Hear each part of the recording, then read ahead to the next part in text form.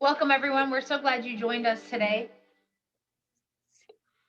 I am going to introduce Dr. Caprice Moore, who's our interim vice provost of global learning, and she will introduce our speaker today. Good afternoon, everyone, and welcome.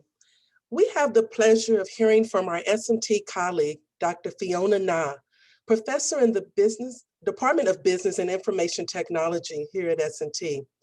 Dr. Nah has an impressive bio of publications, leadership, and research, some of which has been funded by the National Science Foundation and IBM. She is also editor-in-chief of the Association of Information Systems Transactions on Human-Computer Interactions. You know, technology has become a staple in our lives. Many of us cannot even leave the house without some form of technology in hand or at our side. But is all technology good for us? Dr. Nah will explain the good and not so good side of technology and how to improve the quality of your life in her presentation titled, Shining Light on the Dark Side of Technology. Remember to post your questions and/or comments in the chat for Q&A at the end of the presentation.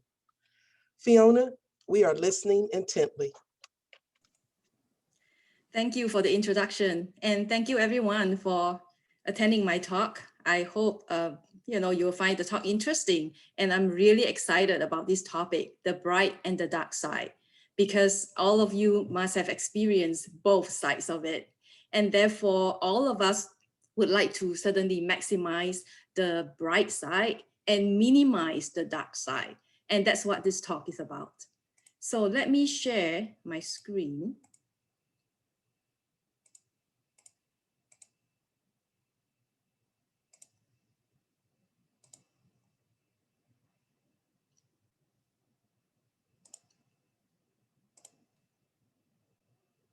Okay, you should be able to see my slide, and I will put it on the cover page.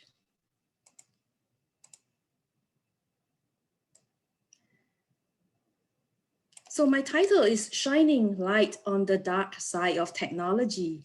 And I have to thank Terry, I think he's online right now, for this photograph. This photograph that he has taken, a very creative way of illustrating the kind of research that I'm doing.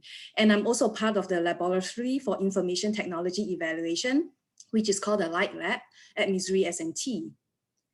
So as mentioned, I will talk about both the dark and the bright side. And I'm sure all of you has experienced both sides. And in fact, in the last few days, I've been experiencing the dark side because my office suite stopped working. I know there are some IT people online right now, even among the audience, who has been helping me, and they have been very helpful. However, we have not resolved the problem. I need to bring it back to campus with the IT people to get it fixed. But I've been doing workaround. So I'm working on 3 computers at any one time because I have to do Microsoft on one, Microsoft PowerPoint on one, and send out email on another. So that's exactly what I'm feeling, the dark side. But I managed to work around and make it work. You'll be fine next week, by the way, just in case you get worried about it. And then the bright side, I'm sure you have experienced the bright side as well. For example, maybe gaming or entertainment, and maybe talking and communicating with your grandchildren. I know the elderly enjoy talking with their grandchildren, some of whom might be even across the ocean or in another part of the world. So this is what they are experiencing whenever they talk with their grandchildren. So at this point, I would like you to think about both the dark and the bright side. And I'm sure a lot of ideas are coming to you right now. And I would actually like you to type in the chat the dark side and the bright side that you have experienced or that come across to you to be important. So what I would like you to do is to put dark colon, and then you put either 1 or 2 negative aspects of technology. And then for the bright side, bright colon, and then 1 or 2 positive sides of technology that you have enjoyed and appreciate or experienced. So let's do the exercise for a minute or so. I'm looking forward to hearing from you.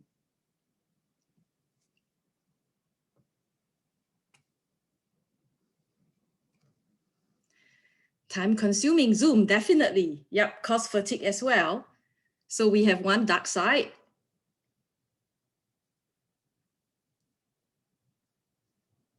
Yep, we have another constant accessibility, constant connection. Yeah, both connection can be both bright and dark in that sense, but yeah, definitely has the bright side. Identity theft, definitely. Permission, yep. Upgrades frozen screen, yeah, I can relate to that. Yep, loss of interpersonal face-to-face communication, definitely, especially in the pandemic situation. Eye health issue, I can relate to that. Yep, definitely when stuff doesn't work, it's frustrating. And I have experienced that in the last few days, but managed to work around. Spending too much time on smartphone, yep, very good one. Yep, so there are so many, yep, filling out forms that takes time. So many positive and negative aspects. Yep, another positive, being able to collaborate with people, work with others, and being able to have the world at your fingertips. Excellent, thank you very much. Feel free to continue if you have any others. No, privacy, excellent. That's one aspect we'll be talking about. Yep, connecting globally is great. And then crash, yeah, if it crash. And just like my license, my office license just refused to work all of a sudden. And it was very stressful at that moment.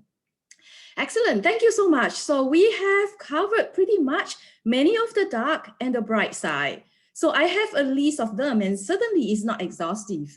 So the dark side would be frustration, like we have talked about, when the system crash or when some software is not working. Fatigue, Zoom fatigue. I'm sure many of us have experienced that. Addiction. I'm sure you have seen people who are addicted to their smartphone or even the internet. And then technostress, the kind of stress that we feel when we have to be constantly online and are expected to be pretty much connected all the time. Dark patterns. I'm going to talk about dark patterns. And that is some tricks that designers play to make you take actions that you do not intend to. There's also privacy invasion, which some of you mentioned, and the spread of fake news, which is really huge these days, especially with deep fake, which I'll mention a little bit later. And then the bright side, I'm sure many of you have enjoyed many aspects of using technology, for example, gaming, and perhaps, you know, maybe social media. You are engrossed in social media, potentially, or you are involved in learning and maybe listen to TED Talk. I'm usually in flow when I listen to TED Talk because they are so engaging, so interesting, to the point where I almost lost track of my surrounding. I'm so engrossed in what's happening. And that is the concept of flow, which I'll be talking about in the next few slides. And joy and enjoyment. It can be enjoyable, for example, interacting with your grandchildren. It can be a form of entertainment, which can also bring joy. And then can be convenient, efficient, make you very efficient in getting things done. So you can see on the bright side that there are several aspects: the convenience, efficiency, and the assistance and support that it provides that relates to functionality. So it can create functionality that is helpful to you. So that's the utilitarian side of it. There is also the enjoyment side and the entertainment side that is more hedonic and affective. It makes you happy. So that is the hedonic side, which we'll talk about in a little bit. And the overall positive experience, if you are fully engaged, you are cognitively absorbed, or you are in flow, so-called in the zone, you can have a very positive experience, almost out of the world feeling of enjoyment. So let's look at both the positive and the negative side. And I would like to begin with the bright side. It's always nice to start with the bright side, and I'll try to end with the bright side. And then in the middle, we'll talk about the dark side and what you can do about the dark side. So as for the bright side, functional, you want your website to be functional. You want it to be aesthetic, so it's pleasant, it's nice to interact with the website or the app. There are also some design elements that are basic that would be very helpful to create a positive user experience. And in creating this positive experience, it could induce flow, engagement, even playfulness. And when you are playful, you become very creative, almost like a kid, playing with toys. So you become very creative, and that's actually a really good trait. And enjoyment, you can, create happiness, you enjoy what you're doing, and all of that can lead to positive well-being. So this is how I view the bright side. And therefore, we try to design effective and appropriate design principles, have functionality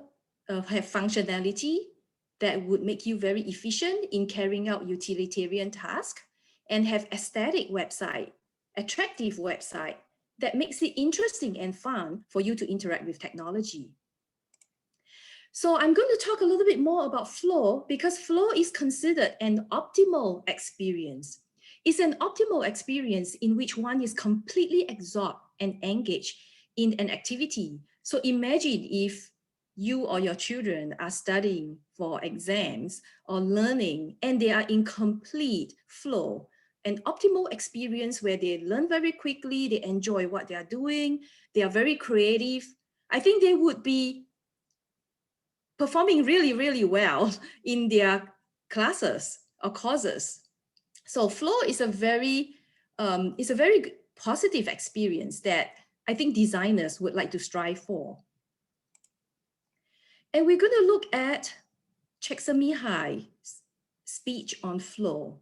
He has a video on flow, and he's the person who conceptualized flow. As you can see, some of his books by the side, Finding Flow, and Why Flow Creates Creativity or Cause People to Be Creative, the classic book on flow, and also Good Business in terms of doing business and treating it like flow, in which case you can be very productive.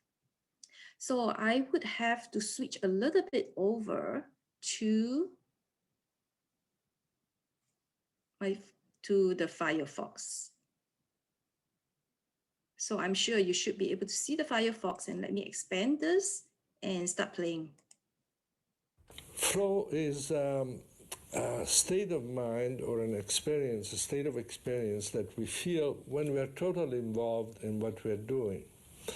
I began to notice how important this feeling is in the arts, for instance, for painters or musicians who, when a painter begins to fill a white canvas, a canvas with nothing on it, and he or she begins to put colors on this canvas and begins to develop a shape, develop a painting that will be important to them and to the public. The artist completely loses track of the time. They don't notice they're hungry, they're tired. They are just sometimes working for days without stopping. And that feeling that then they try to explain it to someone who wasn't involved in the painting, and they explain it as being completely carried away, almost like being in a river and the flow of the water takes them on. Yeah, we're going to stop here and continue with the PowerPoint. So I think you have a good idea of what is flow from his explanation. And we'll look a little bit more into flow. So basically, flow is a state in which you feel very positive and very self-rewarded. And it occurs when there is a balance of challenge and skill. As you can see over here, when there's a balance of challenge and skill, just like when you are playing computer game and you increase your skill over time. So as you increase your skill, the challenge has to increase in order to keep you in flow, because otherwise you'll feel bored. If the challenge remains the same and you're getting very skillful, you will become very bored with the game. On the other hand, if the challenge is very high and your ability is very low, you get very anxious and maybe even frustrated. So that's how you can sustain flow. You need a balance of challenge and skill. And at the same time, both challenge and skill has to be at least at a moderate level and above. In other words, if there's no challenge and there's no skill, it is apathy. It doesn't matter. It doesn't matter to you. So you have no feeling at all. So therefore, for flow to occur, there has to be some level of challenge and skill. And as for the design elements to induce flow, there has to be clear goals. I'm sure many of you have played Angry Birds and some other games, and you realize that the goals are very straightforward. They are very clear, very straightforward. And that's how flow can be induced. And an immediate feedback, you get that feedback right away. It's very interactive, it's two-way communication or two-way interaction.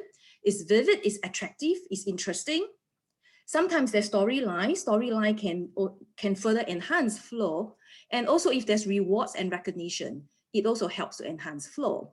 And as for flow experience, as Csikszentmihalyi has mentioned some of this, there is a very holistic feeling that you have to have a sense of control. For example, looking at these two people who are in flow playing games, they are in complete control. They are very focused in their zone. There is a merging of action and awareness. In other words, they would react automatically. Their action would be automatic. So there is a merging of awareness and their action. Loss of self-consciousness, as Csikszentmihalyi mentioned, they actually lost track of things around them. They even lost track of their hunger. They do not even know that they're hungry. So you actually lost track of your self-consciousness. In other words, you're immersed in the virtual environment. You're immersed in the virtual environment to the point where you lost the sense of yourself. And if there are people around you, people shout at you, people knock on the door, the phone ring, you would not even hear them. And then distorted sense of time. You lost track of time. Time flies when you're having fun. All of a sudden, when you're done with the game, it's like, what? Half a day, 6 hours gone. The time almost stopped. It feels like the time has stopped. Self-rewarding is a very autotelic experience, which means self-rewarding and very self-motivated. You're very self-motivated. It's very interesting. It's almost, you're enjoying the experience in that sense. So flow is associated with creativity, which goes hand in hand with playfulness. Learning, when you are in flow, you learn very quickly. You are very efficient. You are also very productive.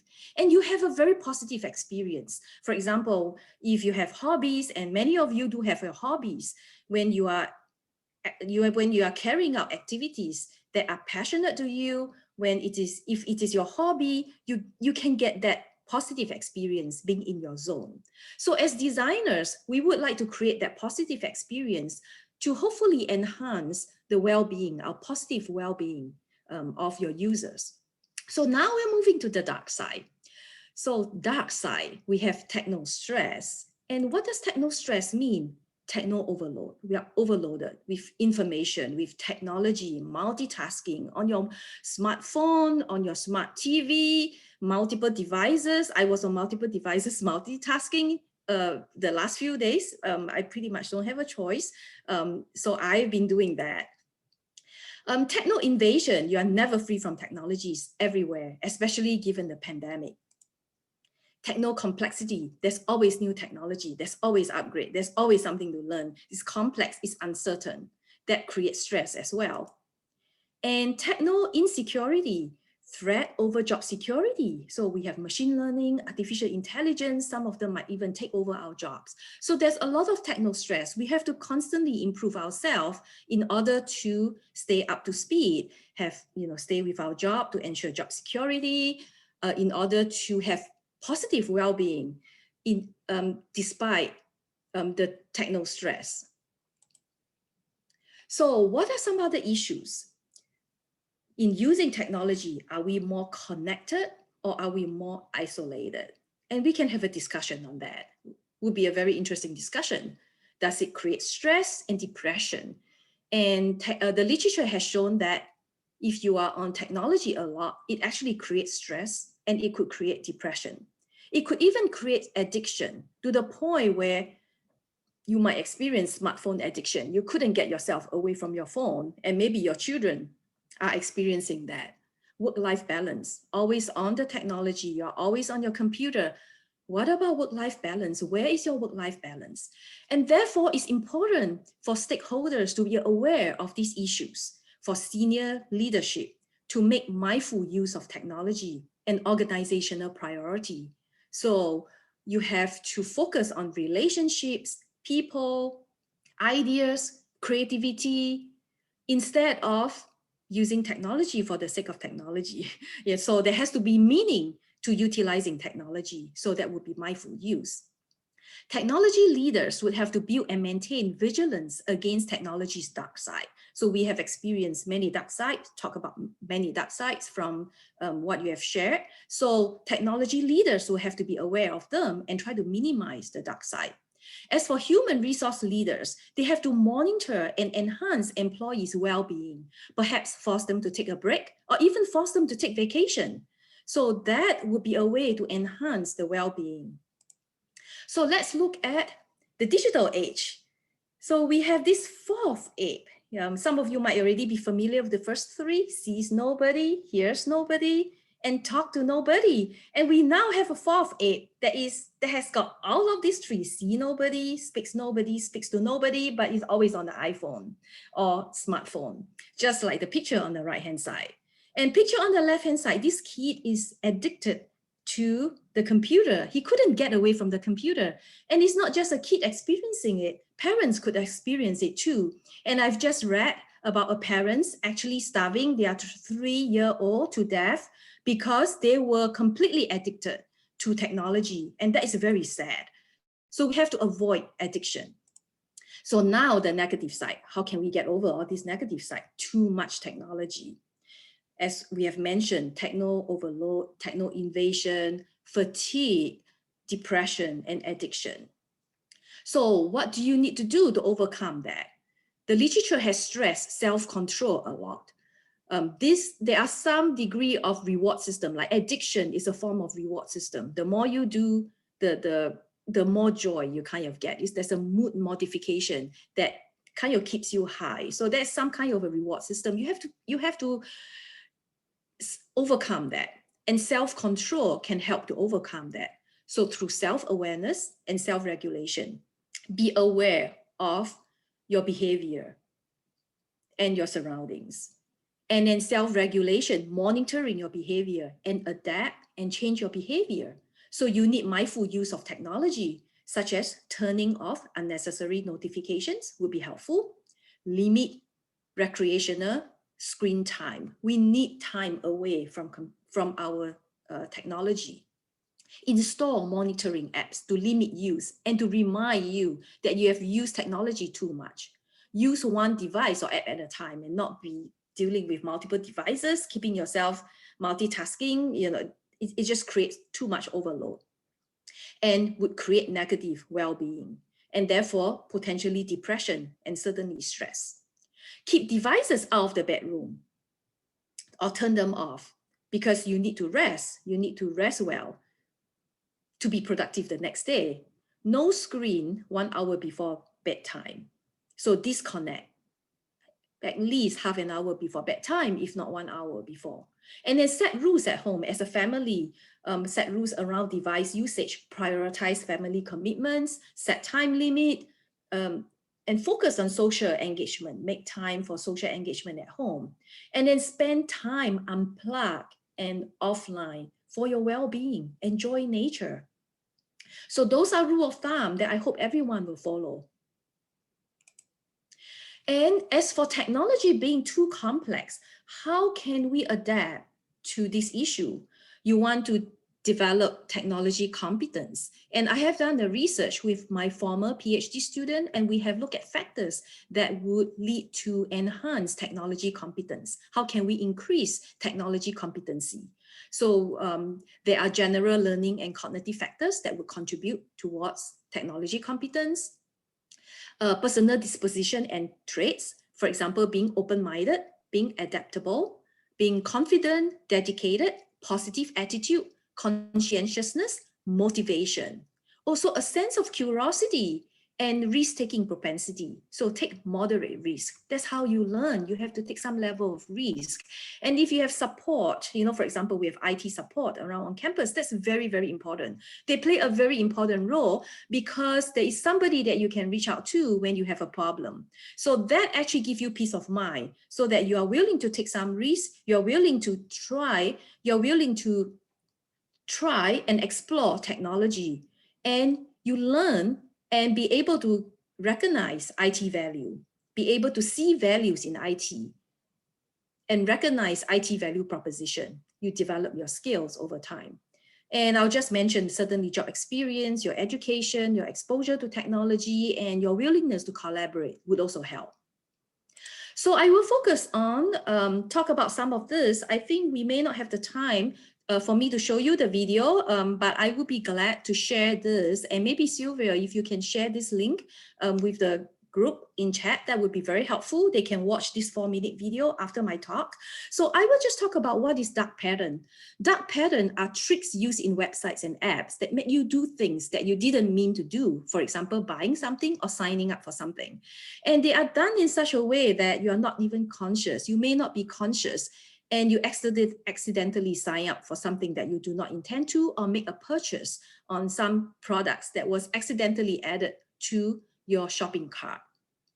So I will move on and talk about some other ways of overcoming security threats. So I will just move fairly quickly here, because if you have taken our security training, I think all of us at UM System, many of us have taken, in fact, I think all of us have taken the training. Pretty much it tells you it's important for you to have 2 or multi-factor authentication to ensure security. You have to keep your software updated.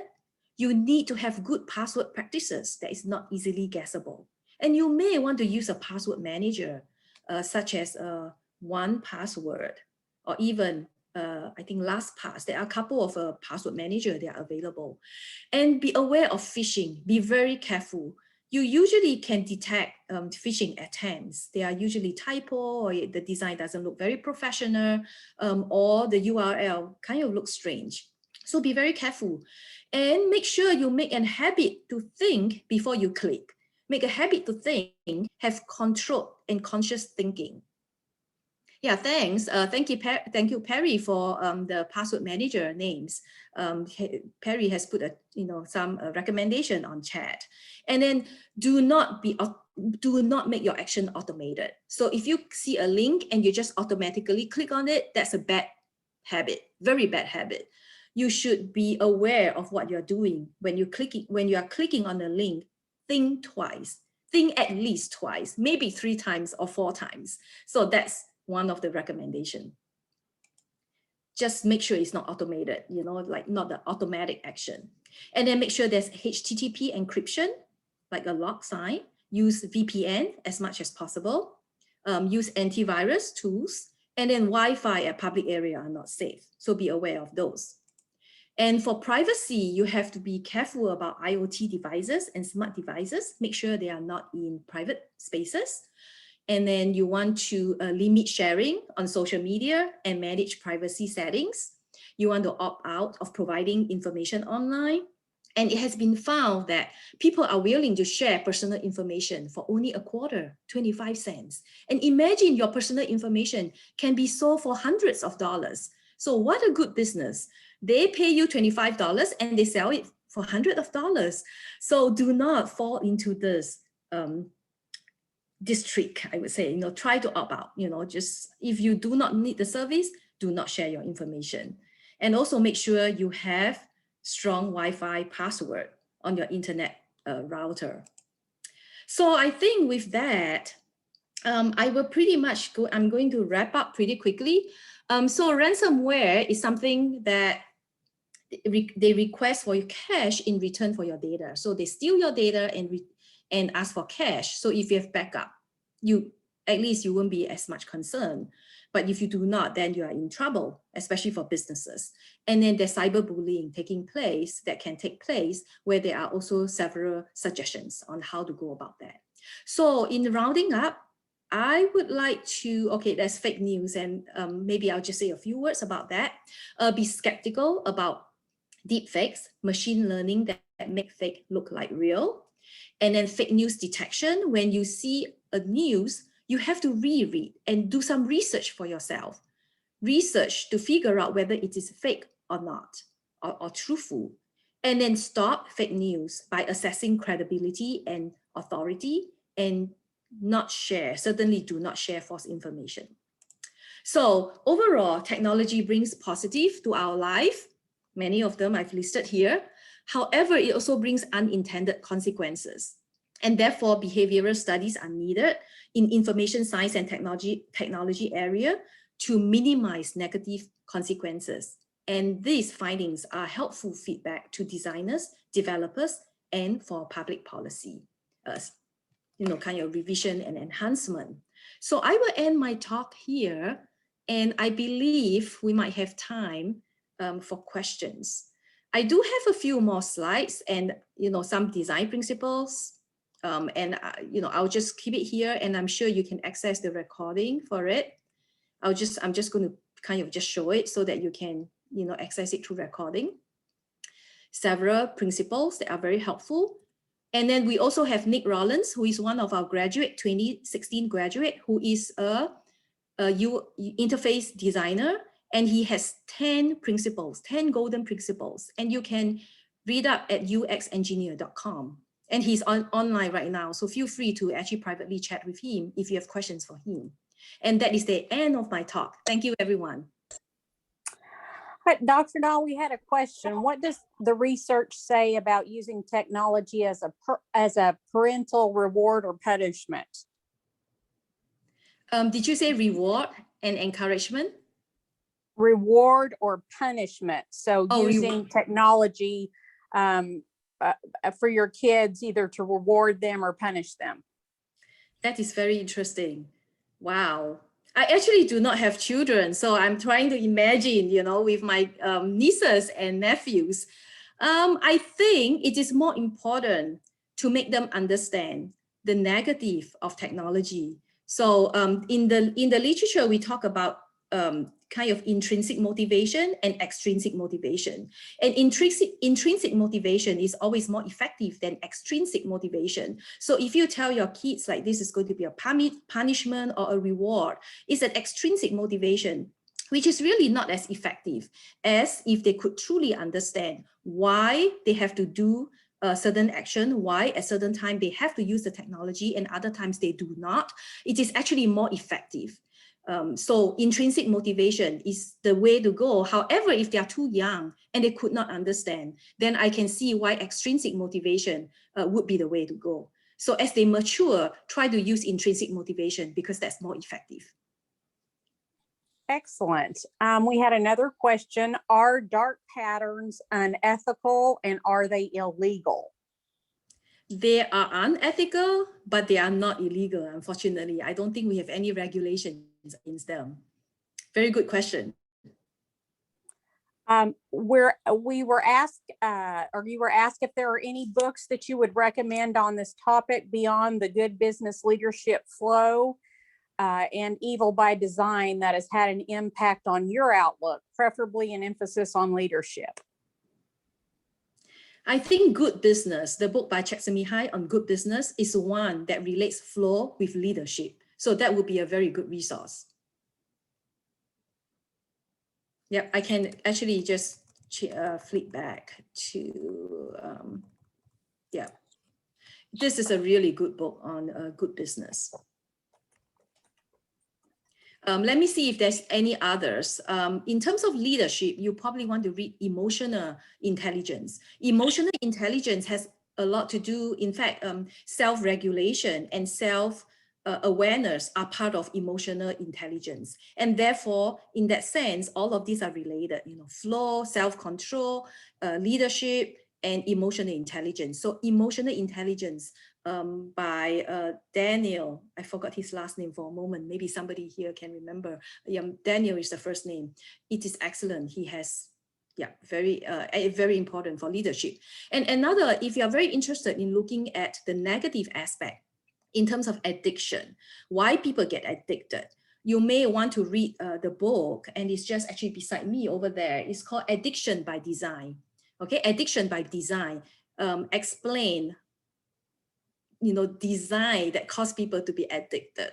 And that can be considered kind of similar to dark patterns, but in a different way. So that is a really good book as well, Addiction by Design.